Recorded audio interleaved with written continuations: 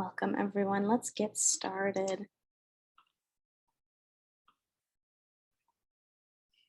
Hi, everyone. Thank you so much for being here. My name is Pierce, and I'm the director of the Transnational Literature Series at Brookline Booksmith, just outside of Boston, Massachusetts, and your host for today's conversation. The Transnational Series focuses on stories of migration, the intersection of politics and literature, and works in translation. I just want to offer a quick Zoom webinar tutorial. At the bottom of the screen, you'll see a few icons. One of those is a Q&A icon where you can enter in your questions at any time during the conversation. Another button will get you to the chat window. That space is there for you all. Please feel free to chat during the event. I will be in the chat as well, dropping in useful information, including links to books by our authors. We do make every effort to keep these events free to attend in the hopes that you'll purchase the featured books from us. So thank you in advance for taking a look and supporting independent bookstores. And finally, you can see us, but we can't see you, so relax and please enjoy the conversation. Now I have the great honor of introducing an incredible panel of poets who have come together for today's reading and conversation. Hajjar Baban is a Pakistan-born Afghan Kurdish poet. She is the author of the chapbooks Relative to Blood and What I Know of the Mountains, winner of the 2018 Rick Campbell Chapbook Prize. She's also a 2021 Soros Fellow and MFA in Poetry candidate at the University of Virginia. Mason Badra received her MFA in Poetry from George Mason University. Her poetry, essays, reviews, and interviews appear in the Northern Virginia Review, Foothill Poetry Journal, and The Rumpus, among others. She has been a panelist for Outright, Rowie Fest, and DC's Al-Mutanabi Street Starts Here events as a Kurdish-American poet. Hallie is currently on the staff of Poetry Daily and lives in Northern Virginia with her wife and dog. Tracy Fuad's first book of poetry, About Blank, won the Donald Hall Prize and was published in October by University of Pittsburgh Press. She is also the author of two chapbooks, Pit and Dad, Dad, Dad, Dad, Dad. A graduate of the Rutgers Newark MFA program, she is a 2021-2022 Writing Fellow at the Provincetown Fine Arts Work Center and lives in Berlin, where she teaches at the Berlin Writers Workshop. Pınar Banu Yaşar is a Kurdish poet whose work can be found in Tinderbox Poetry Journal and La Bruja Roja, among many others, and is forthcoming in the upcoming print anthology Processing Crisis. They are an alum of the Tin House Summer Workshop, as well as the KR Writers Workshop, a Brett Elizabeth Jenkins Poetry Prize finalist, a Poetry Online Launch Prize finalist, and a Best of the Net nominee. I'm so thrilled to have them here together in conversation. And now Hajjar, Hallie, Tracy, and Pınar.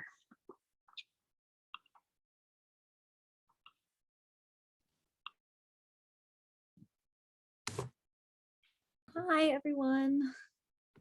Hi, everyone. Thank you for joining us today.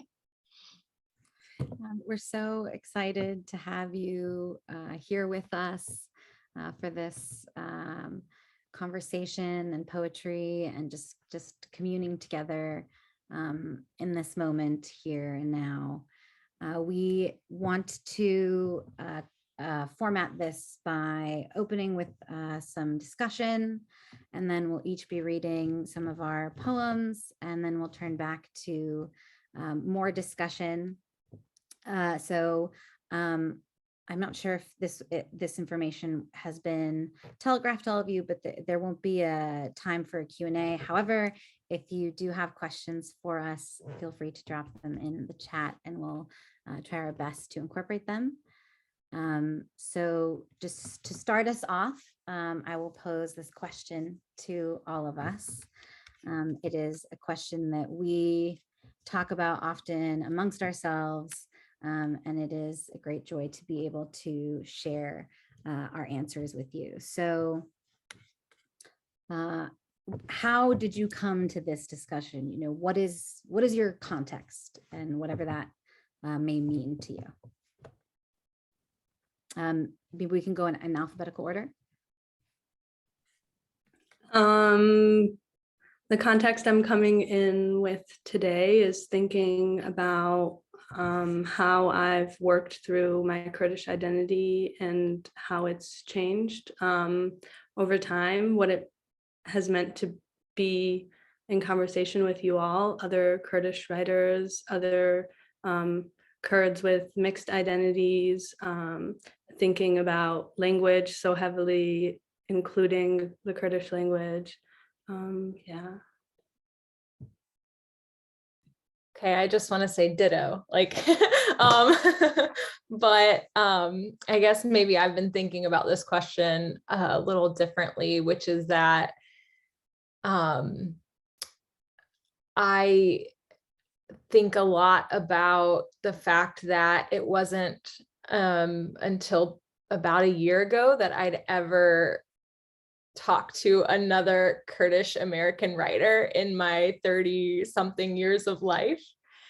And, I think later we'll be able to have a bit more of a conversation about like how much this means to me and to us to be able to be in conversation together. And, for me, at first I met Tracy, and then seeing myself reflected and being able to be like, yeah, like hours of yes, oh my gosh, this, that, or the other was just so powerful. So I'm already feeling so emotional about today. I did one event with Tracy, but the event with all four of us together, there's just something like that's like deeply emotional. And then seeing names that I know in the chat and family in the chat, it's again, just I'm grateful and a deeply emotional experience already. And I come to this conversation as a Kurdish-American writer, woman. I, was born in the US, but my mom was born in Southern Kurdistan, and then her family came, and then she grew up in Baghdad, and then her family came to the US around 75 as refugees.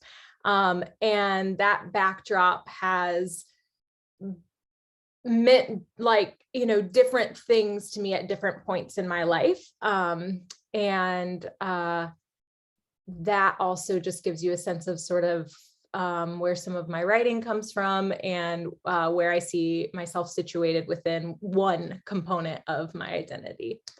Okay.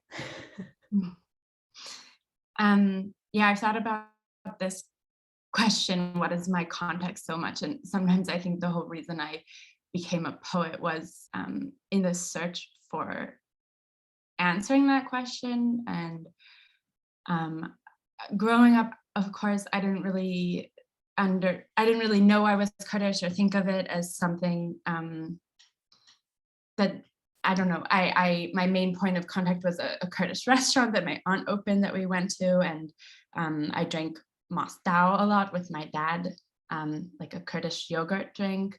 But it really wasn't until the US invasion of Iraq in 2003 when I think I really started to think about the fact that that was where my dad had grown up, and how I was experiencing that event so much differently than the people around me, and always then experiencing my Kurdishness also through the lens of being an American, and what it meant to be born and raised in this country that was now at war with the country that my dad was from. And a couple of years after the war, quite soon after the war, my Kurdish grandfather moved back to Baghdad and then to Kurdistan. And later my family visited, and kind of since then I've had this kind of unquenchable longing to learn Kurdish, to spend time there, and without ever being able to really understand fully why, but just that it's like this bodily desire and longing. And I think meeting the three of you and being able to talk about that with people who understand without me having to explain it or justify it has been so life-giving for me. But my context is just one of asking myself these questions for years without fully finding the answers, but learning to kind of be comfortable in that hyphenated, unclear, uncharted space where I'm not sure how I fit in or where I fit in, but yeah, living in the process.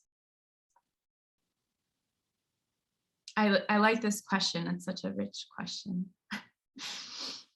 I do too. And also it gives us the opportunity to, we amongst ourselves, we talk about the threads that connect us, and just being able to hear it again and realize so much of all of your answers resonate with me, and yet our contexts are different. We do come into this identity in different ways, but that feeling that you're describing, Tracy, of like a longing that can't be named, that also exists in a language that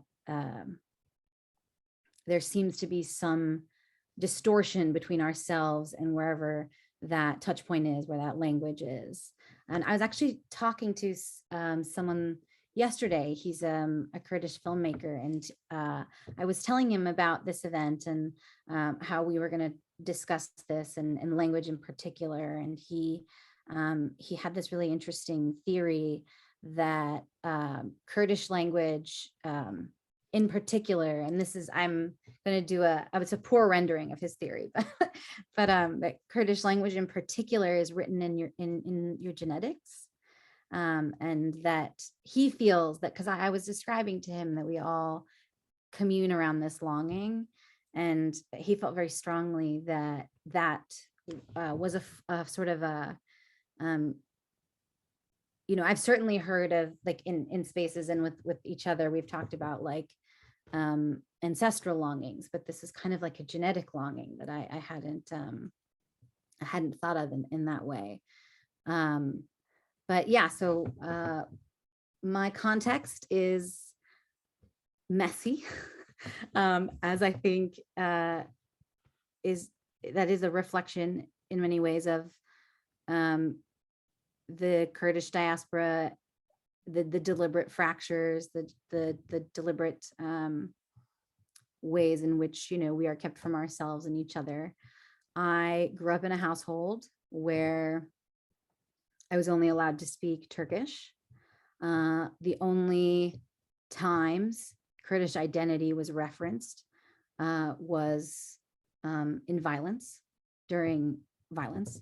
And I had to keep my curiosities about it secret for quite a while. And then in my early 20s, there was a nationwide protest that broke out in Turkey over Gezi Park, which was it was the last remaining green space, I think, in the center of Istanbul. And the Turkish government was, there was a library, there was an outdoor library there, and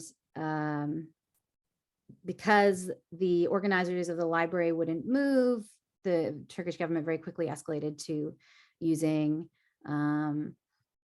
violence and force, things that were not, things that my own family history had been experiencing in Eastern Turkey for multiple generations, but now it's happening in Istanbul, in this metropolitan center that Turkey often flouts as like its connection to Europe. So it was more, well, it was televised at all, which, the things that were happening to my family in Eastern Turkey was never even getting to that point. And so, in the midst of all that, the activists that were, and I was up at all odd hours, reading Turkish news, Turkish tweets, trying to figure out what's going on because it wasn't being covered by the US news. And that was the first time that I realized that there were young activists in Turkey who were not only invested in Kurdish liberation, but were invested in queer liberation. And that had been something I wasn't sure if I was ever going to get to a place where I would be able to find that. I knew it must exist, right? It must exist, but to be able to come across that, and I got very invested in everything, and then as all sort of Twitter, I don't know, like hashtag campaigns, I don't know how you would even describe it, that it ebbs and flows, and then suddenly there was less information, and I was still reeling from what was happening. And I started asking my dad more questions. And I had known from when I was younger that we had family members that were political prisoners, and that I couldn't see or speak to certain people. When I was 12, I had the chance to visit my father's hometown, which is in Hakkari. And there was just a lot, when I was there were a lot of like sort of, as a 13-year-old, I thought of as subtle experiences, but now I look back and I realize there were many conversations happening about my upbringing, about the assumption that my mother is Turkish, an assumption that she still holds fast to, even though it's not true, and beginning to unravel this negative space. And, you know, I've talked about this with all of you before, but a big thing of my context that I grapple with a lot in my poetry, in my personal life, in every aspect, not that they're really separate, is like my family history is wrought with violence. Like I am here today, right now. I would say like the most impactful forces upon like the last 4 generations in my family have been state violence, imprisonment, mass execution, disappearing, you know, a lot of different things. So I think about that a lot. Like, what does it mean? And then to, you know, to Hajjar and I were talking about this before the Zoom started, to think about how Western journalists describe the violence, that if, you know, what they pick and choose to describe of what we're experiencing. And so they're writing about it in a certain way, and I'm writing about it in a certain way. And I need to write about it. I can't not write about it. I can't, you know, I went through a phase where I was like, I'm going to focus on Kurdish joy and that's going to be it. And I do, but it doesn't tell, it's not like the fullness of my anger, really. And so that is the biggest context I think I'm bringing here today, is the fullness of my anger.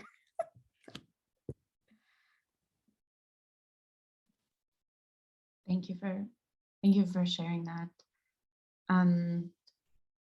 I think we already have some questions in the QA that are great. Why poetry rather than any other literature form, and you know, what we might want to do with our poetry besides just identity. And I think all of our poetry answers that in some ways. So I think if will transition, we're each going to read a couple of poems, I think in the same order. And after that, we'll continue our conversation and hopefully answer some other questions. So feel free to add them to the Q&A or the chat. We can see all of the questions.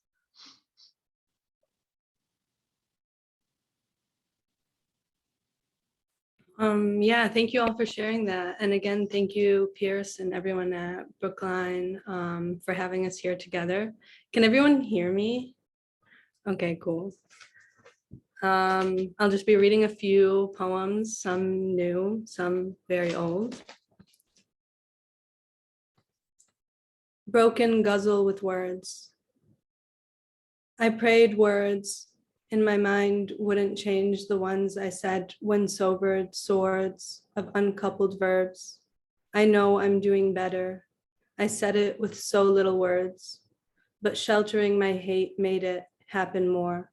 Bubbles, shards, flakes, the words left for my countries might never enter me.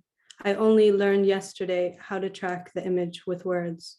Dried rose hips browning with weeds and a mask on the ground. Even when I first said my name wrongly, I worded it beyond my first thoughts. Hajjar, whose first letter looks like a rose and some mistake meaning stone. And my last, Baban, which my father never told me did not actually mean 2 doors. This next poem is going to be appearing soon in the experimental issue of Mizna, and Tracy's also going to be in that issue, so you should all check it out very soon. Quora Digest search. What do Afghans think of Kurds? Afghans aren't much with the Kurds. What we know is that looks wise, they are split 4 countries. They even sound like Afghans. They celebrate. Remember, they were telling, never felt mountainous, are cousins of each other's turmoil, side by side.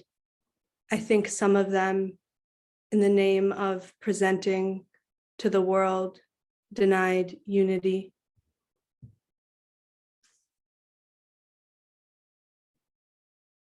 This next one is a contrapuntal, though I'm not sure yet if I'll read it that way. Maybe we'll see when I'm reading it. In another dream where my father apologizes, for me, the whole world opens in English, no utterance of a stutter. I say, sorry, sorry, excuse me. I wait by the phone. He's asleep when I'm awake. I'm asleep when he wades the ocean to get to me. I know it's light in my room. I pass the world, all the language terrors, Slimani's waterfall. The sun agrees. No one will teach me this word in Kurdish, so foreign, how to look at a face after replacement to memory wake. Maybe I will read it the other way. In another dream, for me, the whole world opens. I say, sorry, sorry, excuse me, when I'm awake. I'm asleep when it's light in my room. I pass Slimani's waterfall. The sun agrees. This word in Kurdish, so foreign, after replacement. Where my father apologizes in English, no utterance of a stutter. I wait by the phone. He's asleep. He wades the ocean to get to me. I know the world, all the language terrors. No one will teach me how to look at a face to memory wake.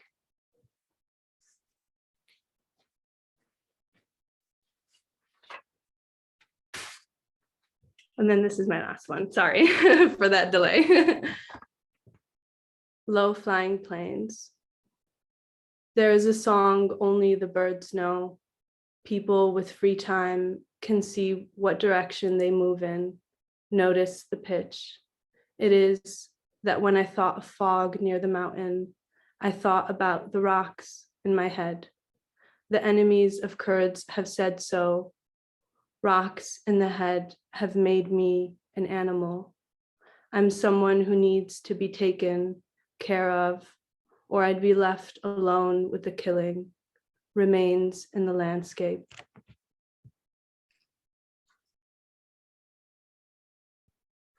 Wow, incredible. I need to like take a breath to go after that. Oh, Hajjar, that's beautiful. Geez. Okay. Well, I'm just want to say you have all said so many things, whether it was reading poems or in your context, that I'm like writing down. I'm like, oh my gosh, like these articulations are just like these capsules or like nuggets of, I don't know what, but like just incredible. We talk, we communicate, and yet somehow even here right now, I'm like, oh, wow. Anyways, I'm overjoyed. All right, so poems. I'm going to start off with a sparse poem titled Waiting. Winter branches silhouette the darkening sky.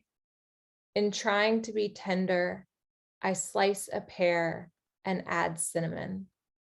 The gate swings on a hinge. Imagine a crescent moon. the beloved's ear, and in her eye, a silhouette of winter branches. Not to be sickly sweet, but I wrote that poem with my wife in mind. So next poem is titled, All I Can Think of Is One Thing, So I Won't Write About It. How about the corner of this room, cobwebbed and shadowed? How about the eggshell blue nightstand, the mustard yellow lamp? How about the mold on the cream cheese? How about the night sky, the ideal moon? How about that time in New York, bartering cigarettes from the Swedish girls on the rooftop overlooking a city alive? How about all the shades of pink this time of year? How about the red mites in the bricks by the mailbox, the junk mail? How about the one night stand the night before Thanksgiving? How about the soap overflowing the dishwasher? How about the friend writing a poem? How about this sound, this silence? How about the tattoo on her arm? How about the tear in my navy sweater, the loose button on my pants? How about that time riding horses in Tennessee? How about the watercolors, the canvas? How about the storm that stole the power, the lines buzzing like bees behind the house? About missing my mother's voice. This next poem is titled August. The birds on the line postpone, then dip. Life is about waiting. I once sat in a pew where the preacher said, stay still long enough for anxiety to turn into prayer. Ann Carson is interested in the dismantling of wisdom. I want the wisdom and the unraveling. Life is either speck or explosion, or maybe both. I look around for images to gather. Then I hear my love's voice. Don't go down the rabbit hole, come back. Here are the smallest red berries on a bush, holly. Summer humidity is declining these nights. Soon we all go back to school. The parking lots fill up, the promise of new knowledge beyond the field. Here, a child is drawing a line with chalk.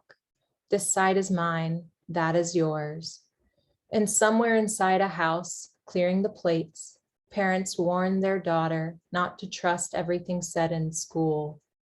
Windows illume. The soccer team finishes practice. Don't wrap up, leave open. Understanding isn't what grief is about. A father is running with his daughter. He encourages her to keep moving. I cannot form this image into any sort of salvation. All right, and my last poem is titled A Wolf Howls, or When the Poet Reads in Kurdish and I Cry. The sounds are at once both warmth and displacement. A childhood memory in every line. She asks me why I cried. I miss my mother, her name Full Moon. I miss her light. In the memory, our faces mirror, quivering chin and wet eyes. The gap between us born out of her vision for me. You can have these pearls when you get married, as in marry a man. I make feta and date eggs and then weep over the plate. Every time, this is weird. I never get emotional reading my poems. Every time I see a mother and teenage daughter, my throat closes. She was a child toggling between two languages, only Arabic in public, only Kurdish at home. What happens when your language is a crime? My beloved's last name translates to light of the full moon. Early on, I thought this was fate. Even 6 years later, we say goodnight with the lights on. Her love is tangible. I cried because I'm torn in half, a wolf howl stuck in my throat, a date pit lodged. A friend tells me about our family name, Khoshnow, a tribe known for both courage and stubbornness. The myth goes, a man tries to hammer a nail into the wall, but it won't go through, a Khoshnow on the other side. So what happens then when each person is praying for the other's heart to change? And I forgot to say that I want to dedicate this reading to all of mine and our friends who are exiled writers.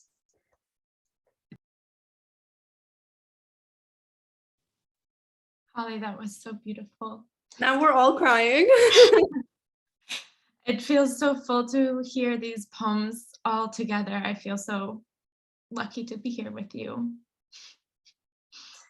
I'm going to read 4 poems. 3 are from my book, which I think is for sale at Brookline Books, and then a new poem. And the title of my book, About Blank, is actually it's a URL, it's a universal URL for a blank web page. And the internet is kind of all throughout my work, and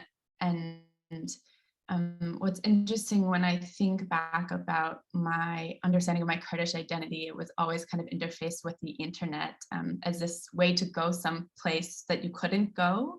And so many of my first glimpses of what Kurdistan meant was via a internet search. And it's just, I guess it's a strange full circle to be on this internet non-space together with you, which has been so special. So the first poem I'll read is called Report of the Excavation at Tel Sitek, and it borrows some language from an archaeological report. And Sitek is a village near Suleymaniye where my grandfather lived. Report of the Excavation at Tel Sitek. The shards found at Tel Sitek are mostly made of reddish earth, some containing small white grit or chalk-like temper. The site had been exposed during the dig to lay a concrete foot for a summer home here in the sloping hills of Kurdistan, which in springtime turned to Eden, where some say sheep and wheat first bent to human will. This land is always shrinking, loose earth sliding toward the floors of the valleys, which makes me worry for the mountains, for erosion and an earth gone flat. There's no trace of the summer I spent here. A glitch of new condos flank the hillside, and when I ask in halting Kurdish where the school is, everyone says there isn't one. 10 years ago, my grandpa says, my light was the only light the eye could see. Now that I've come back, he looks at me disdainfully, like I too am a condo and encroaching. The older something is, the deeper it is buried. The ruins here were further ruined by recent war and roots of oak, but still beneath remains of modern bombs, the dig reveals a fortress built by the Assyrians, defensive walls of stone and 3 stone towers, a courtyard floor incised with flowers, baked bricks, a kiln, and iron slags. In a threshold, 3 jars of living earth and a fragment of a tablet pressed with wedges, a record of the sale of 7 fields. Even then, this land was bought and sold.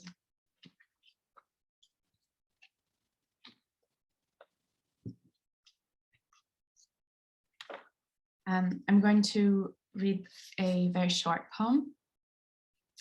It's called www.kurdchat.com. And yeah, what you were saying about the Kurdish language having this special quality to it. After the first summer I spent in Kurdistan, I spent a lot of time in Kurdish chat rooms, hoping I would just absorb the language osmotically. It really failed, mainly because the chat rooms were always empty. I'm still on my Kurdish language learning journey. www.kurdchat.com.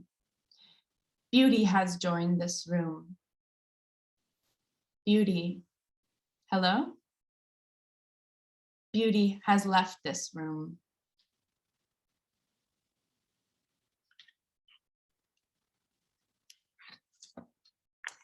I'll read one more poem from this book. This is also going to be with Hajjar's poem in the Mizna issue. I think at least poems from this series are going to be, I can't remember if this one is being published or not. This is from a section of my book called Eject. It doesn't have a title. And the last line of this poem is one of those suggested questions that Google gives you when you're typing something. Banned from shipping to Iraq, vitamins, herbs, knives, Viagra, and communistic materials. Still, I Google, can you Amazon to Kurdistan? Well, in captivity, Saddam was plied by family-sized bags of Doritos for which he had a penchant. What about experimental theocracy? When the world was more ancient, perhaps it was easier to hear the music of flowers. What else has dimmed in our heated efficiency? I'm looking to come to a compromise with my objects so we stop doing harm to one another. But the stones here hum between wake and sleep, a soft little ballad for home. Beneath my skin, I am certain there's other fabric, that I am clothes all the way to the core. Someone is taking off my outermost. Someone is mining the ancient veins. Was there ever a country called Kurdistan?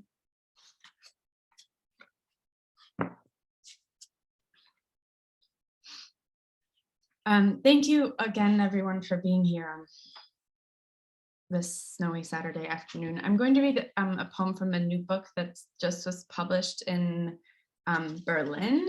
And what's very special is that the inside cover has art by Nuveen Barwari, who is this Kurdish artist living, I think in Nashville, or she's been living in Nashville.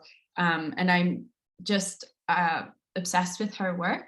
It's really, really beautiful. I'll show you the rest of it.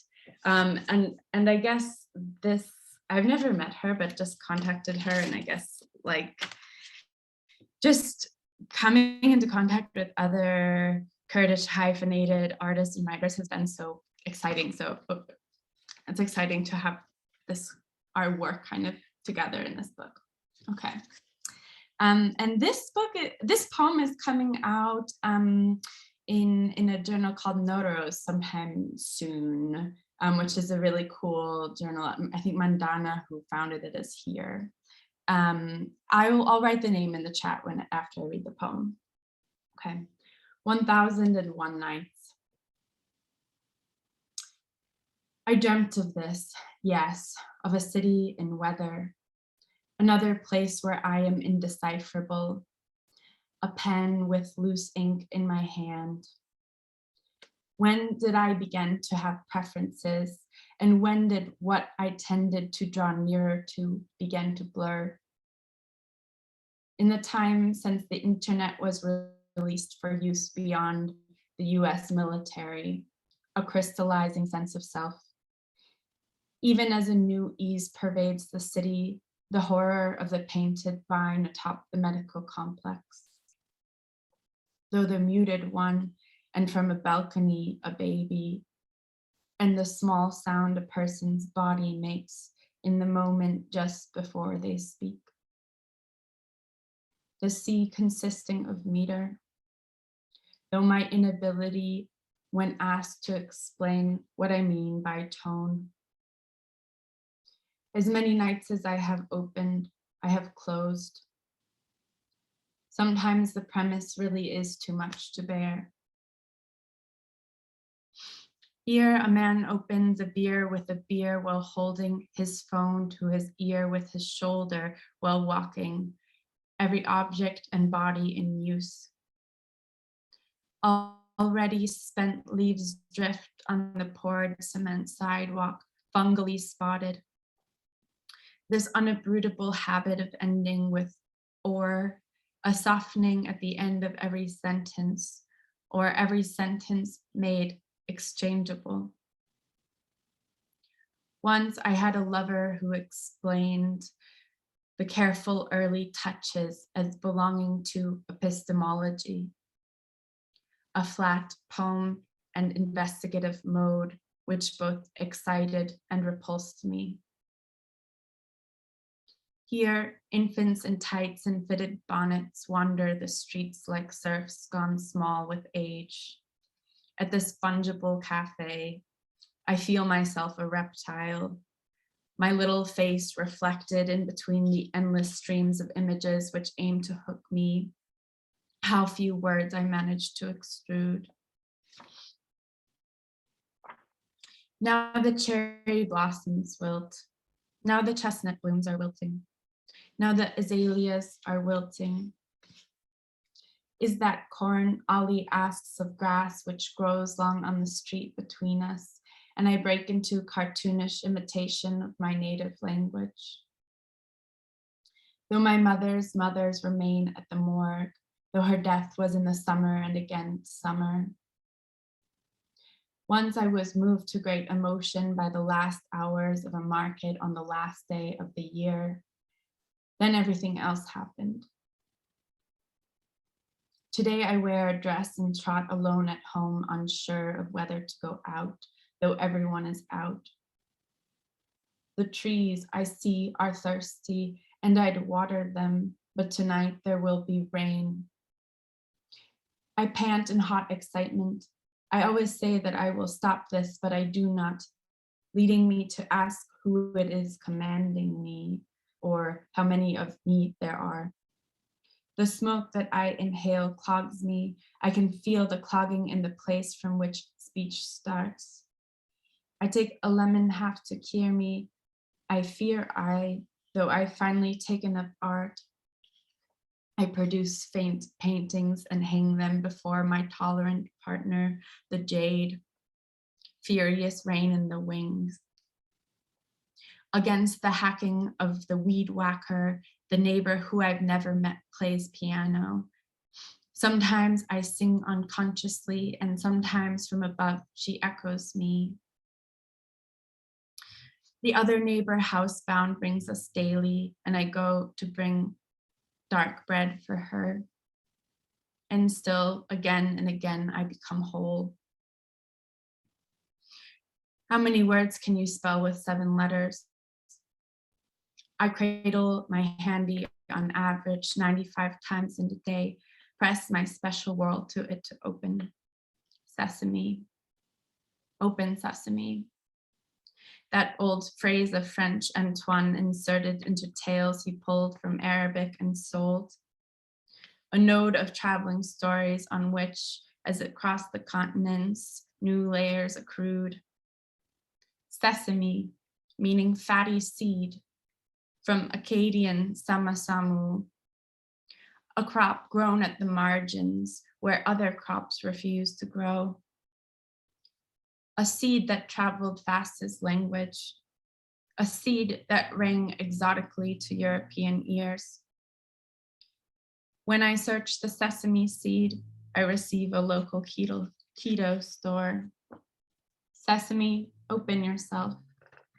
Thou buff, tan, or purple, thou tubular flower, your 4-lobed mouth, wanton pod that bursts when ripe, resisting harvests. No wonder I love you. The pod of me releasing my time seeds in my very middle, familial gold around my neck. Sesame, open. sesame, sesame, close. Thank you.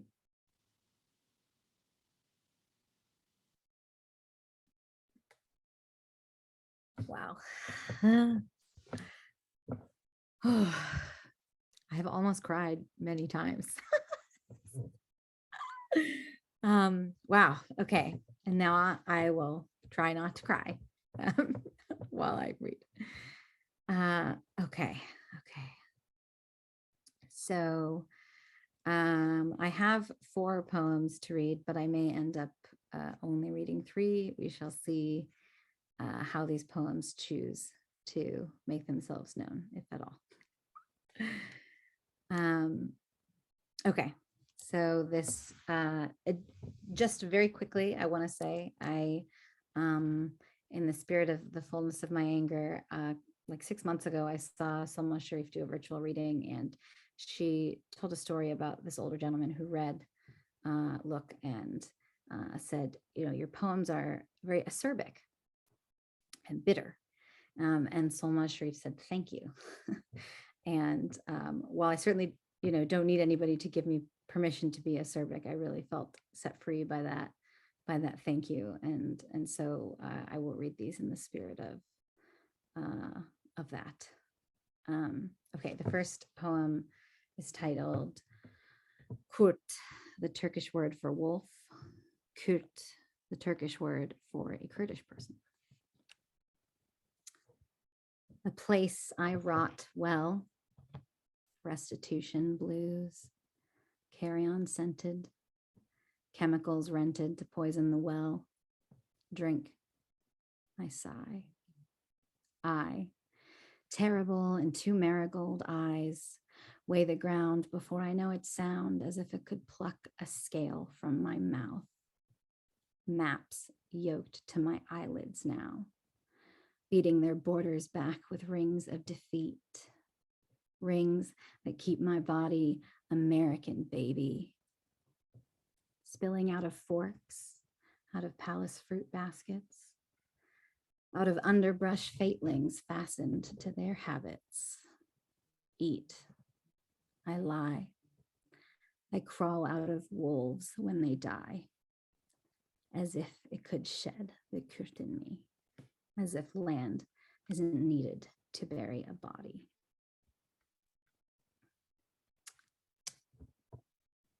This next poem is titled A Conversation Between the Sword and the Neck. Who arms me? Who, weary in yesterday's, never the backtrack, generation beats back with its sentimental molecules? Who has the feeling I shed to make neglect a poppy-pillowed room? Keep on taking, keep smoke in the shaking hand I raise to call you, Father, while I look away. Father, while wounds grow in the ground outside my grandfather's house. Pond scum. Mandolin fun, the soldiers chopping up children. Kurdish in the minefield. Kurdish and missing son. Throwing rocks out to sea, to wreck a land with only blood records of its seedlings. Funeral each afternoon, each fig supple moon hewed from the aftermath. Never cried like that before I knew the truth. Never crawled through limbed hell for you, Father, while wombs remain the only entrance to the mountains where we prepare our children to lose their arms one day.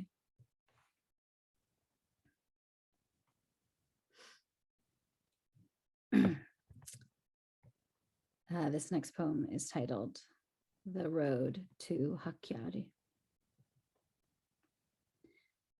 The way is not an attempt. It is a colony. It is my riches, should I ever acquire them back from America. the oil in my pores, in my blood, in my temperament.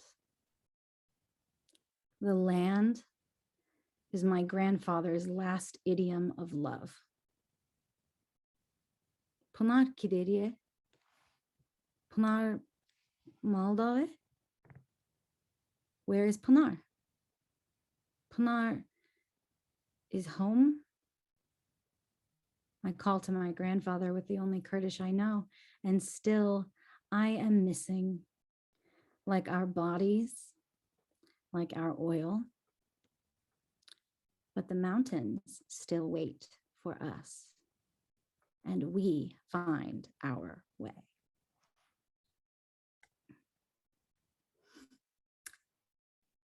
Okay, and this is the last poem. It's preceded by an epigraph. Leila Qasim was a Kurdish activist, and she was killed by the state. And in kind of the mythology around her, these are fabled as her last words. Kill me, but you must also know that after my death, thousands of Kurds will wake up. Past and future selves consider language. What is the word for gun?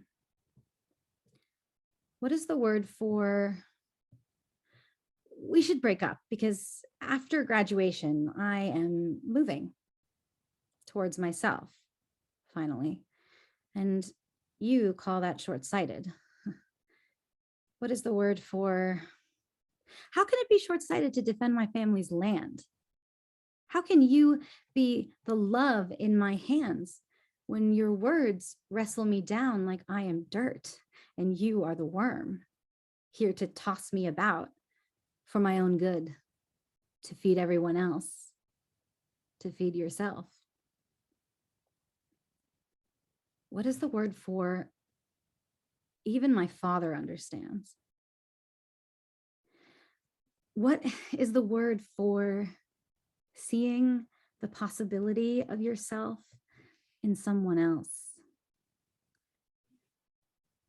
What is the word for teach me how to shoot like my grandfather?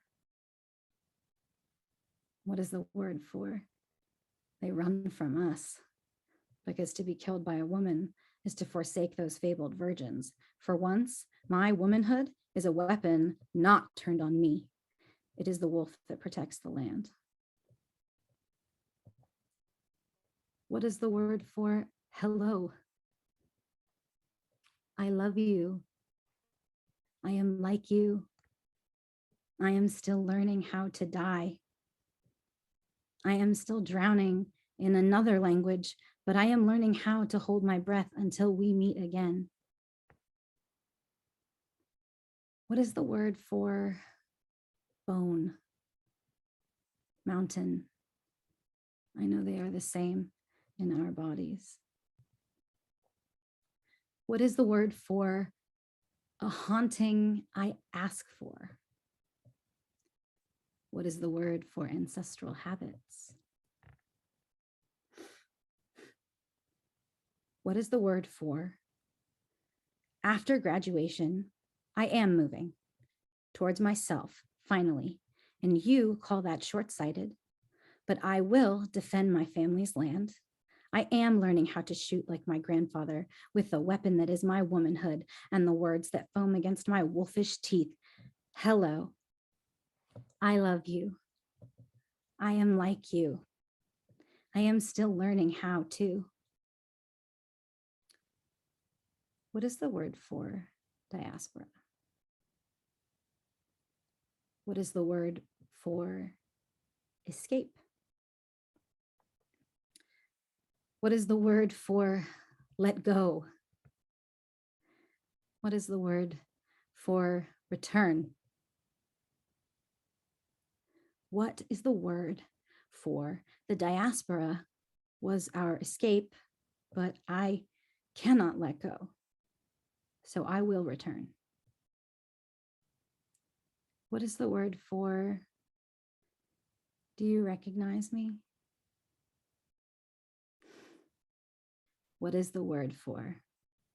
I am moving towards myself. I will defend my family's land. I have learned how to shoot, and I have always been a wolf. Hello, I love you always and in all ways, because nothing, not the ocean, not this language, not this country, can stop me from coming home.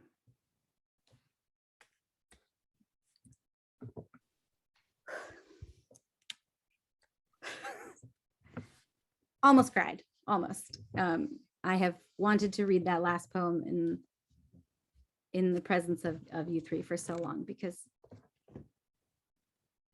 I love you and I'm like you. Okay, so before we start back up with the discussion, there's something that we wanted to share with you all. A little while ago, as we all found ways to reconnect our threads, I had an idea that I felt very passionately about, and I shared it with Hajjar, just expressing wanting to find a way to come together with other Kurdish-American writers and just be in community with each other. And we attended a reading that Tracy and Holly were doing with Rawi Fest.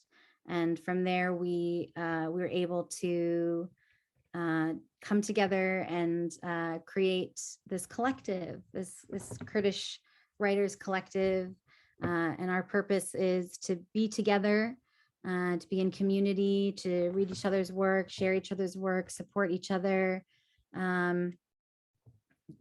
Be that space that, as Holly was saying earlier, the space where you actually can talk to another person who understands maybe every, or at least as much as they can, facets of your work that and just of your being that you may struggle to find resonance in, in a space that isn't like this. So we do have an email address if you would like to join this collective, if what I've said applies to you and you want to be in community with fellow Kurdish artists, writers. I will drop the Gmail in the chat, and also I will drop a Zoom link later on for anybody who wants to know more about the collective or just wants to talk to us, any Kurdish poets, writers, artists that are here, and we'll be in that Zoom for 15-20 minutes after this one. So yeah, okay, let's see. Tracy, do you want to lead us into the next set of questions? Yeah, there's a question in the Q&A that I wanted to ask all of you because I'm very struck by the question. It's from Hussam. And the question is, do you consider your poetry writings as memory activism? I have so many feelings about that question, and I just am curious how you three respond to that. I feel like I haven't thought in that context before, but now hearing the question aloud, definitely. Definitely. I'm trying to find a way to answer it though. Pınar, the way that you are writing about Kurdish people who have been killed by the state and things like that, that is memory activism. When we write about our family members who do know Kurdish, our family members who have been oppressed by the state, I do think that's memory activism, because who else is documenting that? And yeah, I don't know. I think that is where I'm landing with that question, definitely. And so much of my work is about memory. And I think part of that is an absence of understanding through the memory that I do have, and the connection of that with Kurdish identity. Yeah, whether it's explicit or not.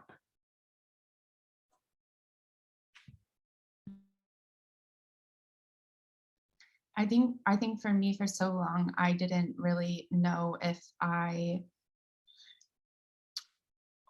had the right to write about Kurdistan or to have this longing because I was born here. I think we've all talked about this feeling like if we don't speak Kurdish, somehow we haven't earned a right to have this longing. And for me, what's been amazing is that meeting you three has helped me to feel more confident that that's a valid thing to feel. And it's so amazing, like this question is making me really think about my writing in a fresh way.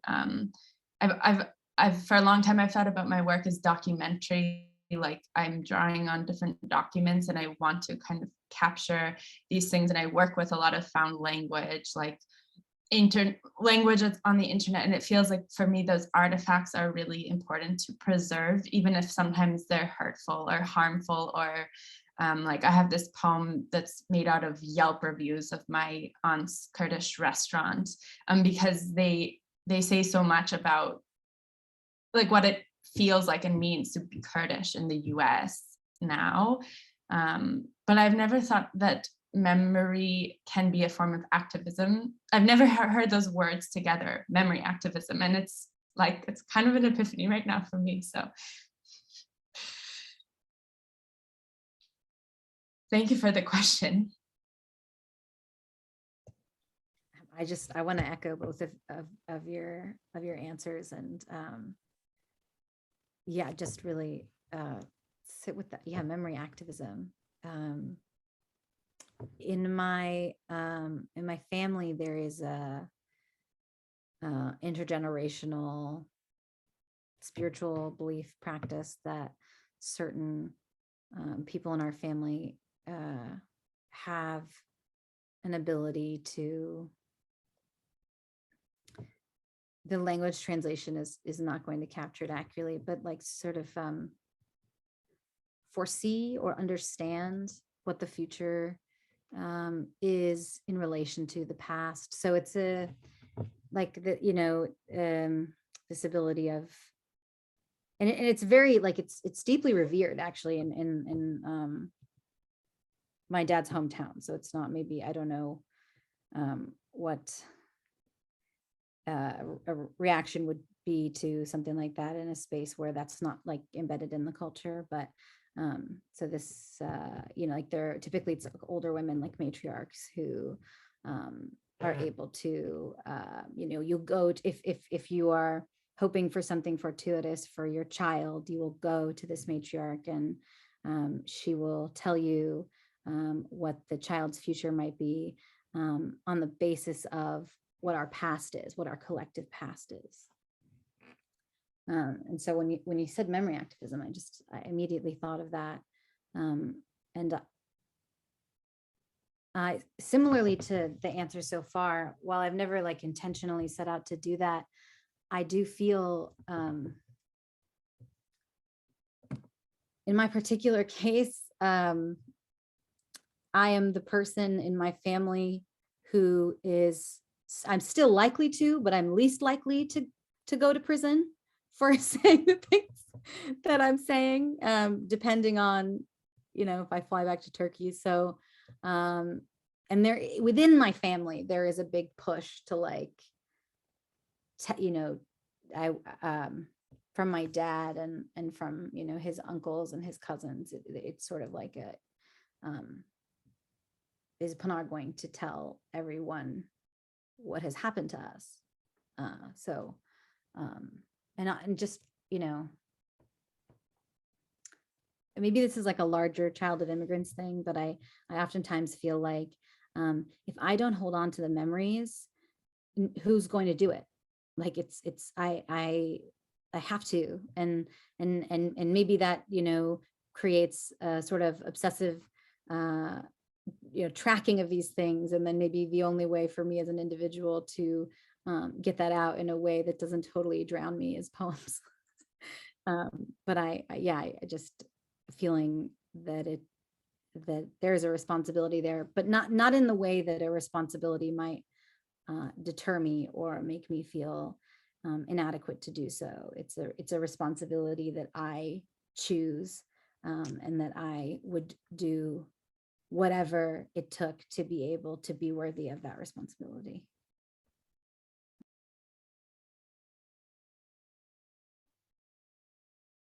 Ollie, do you want to add anything? No, I'm good. You guys, I'm soaking up everything you're saying.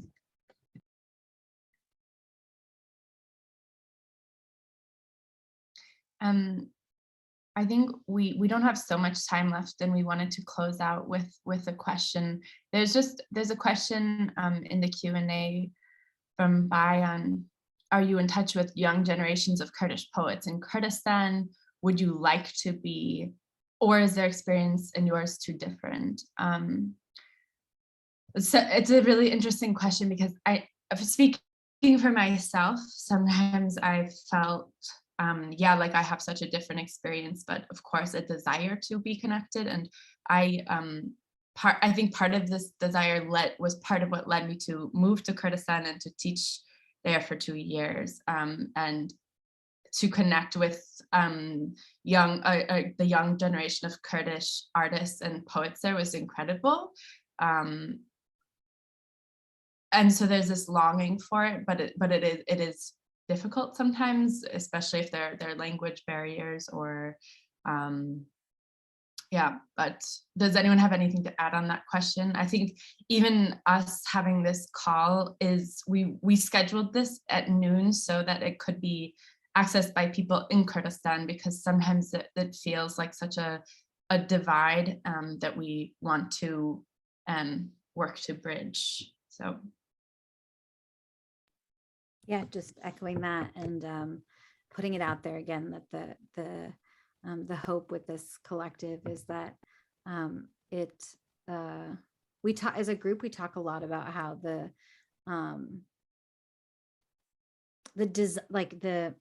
fractures that we all are in some way tethered to or cut off from, that's intentional. The differences in our experiences are intentional, and that intentionality comes from a place of violence. It comes from a place of erasure, it comes from a place of linguicide. And based off of our conversations, I feel as though like there's no greater joy than for us to find, not only find ways for us to connect with young Kurdish artists that are not based in the US, particularly that are based in the 4 regions that we are as people indigenous to, and to be able to offer them what we can to, whatever it's like our driving, I felt like our sort of the prevailing purpose of this is like,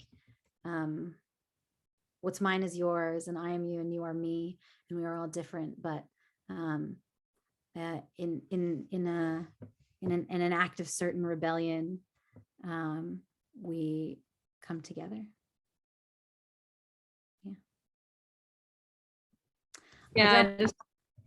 Sorry.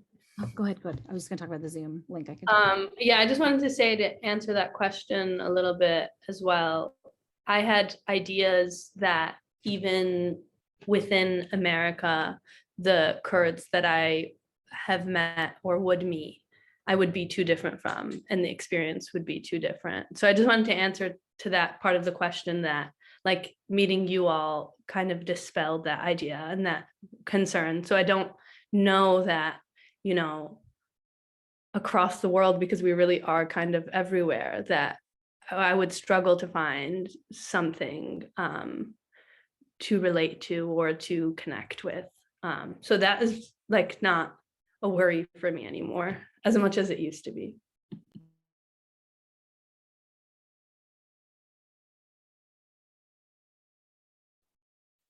Maybe we should close out just this question of what it means to have found each other. And I think we're kind of at time. But if anyone wants to add to that conversation, then maybe Pınar, you can talk a little bit about what you put in the chat. I'll just say for me, it's been electrifying. Like being able to be in conversation. I first set out to find other Kurdish writers in diaspora a couple years ago when American poets and writers were asking for Kurdish poetry in translation because the Kurds were in the news because of the attacks in Rojava. And I was surprised to find how inaccessible in our, American digital platforms, how difficult it was to find writers. And so through like digging and research and being able to connect with writers and kind of through our connectivity, connect with more and more and more and more and more, and hopefully through this collective grow that connection. It's been a game changer for me in so many ways, in my personal life, in my writing life, as a human. I can't put into words how remarkable it is to have that reflection.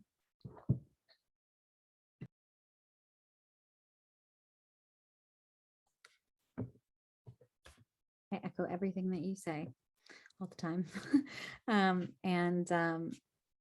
In keeping with that, the Zoom link that I put in the chat will be just for, just 15-20 minutes after this event is over. If you feel, drawn to the purpose of this collective, if you feel it applies to, you and your experiences, and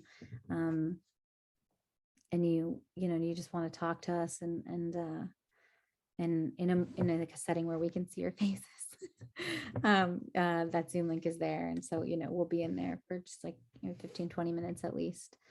So, I hope to see some of you there and begin the wonderful joy of growing this collective. And also, I know you mentioned this, but if you can't make it to our Zoom conversation, please do send us an email to the Kurdish Poets Collective at gmail.com, just so we can, stay connected and start to grow together. Yeah.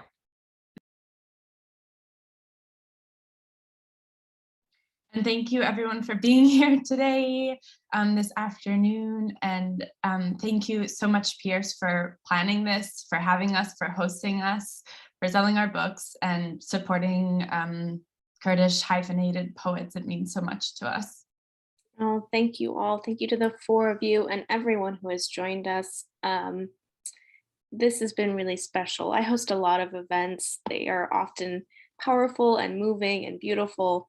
But this is special, and it feels almost like sacred space. So thank you all for letting us join you in that space. Now I'm tearing up. Thanks, guys. But anyway, thank you everyone so much. We do have the books. I've put in the link. Enjoy. Bye, everyone. Bye, everyone. Bye, everyone. Thank you. Bye, everyone.